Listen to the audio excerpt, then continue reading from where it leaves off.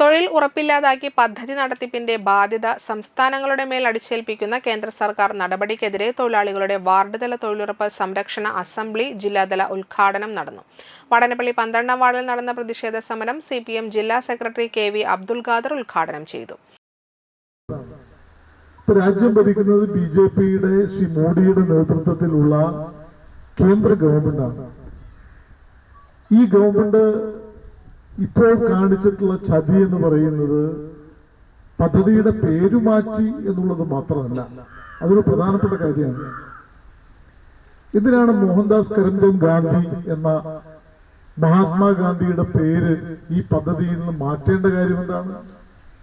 മഹാത്മാഗാന്ധി ഇന്ത്യയുടെ രാഷ്ട്രപിതാവല്ലേ? നമ്മുടെ നാടിന്റെ സ്വാതന്ത്ര്യ സമരത്തെ നയിച്ച മഹാനായ നേതാവല്ലേ? എന്തിനാണ് മഹാത്മാഗാന്ധിയുടെ പേര് മാറ്റിയത്?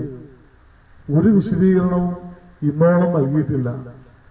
ഞങ്ങളുടെ ഗവൺമെന്റാണ്, ഞങ്ങൾ മാറ്റും, സഹിച്ചോ എന്ന നിലപാടാണ് കേന്ദ്ര ഗവൺമെന്റ് സ്വീകരിക്കുന്നത്. യൂണിയൻ ജില്ലാ കമ്മിറ്റി അംഗം ശാന്തി ബാസി അധ്യക്ഷയായി.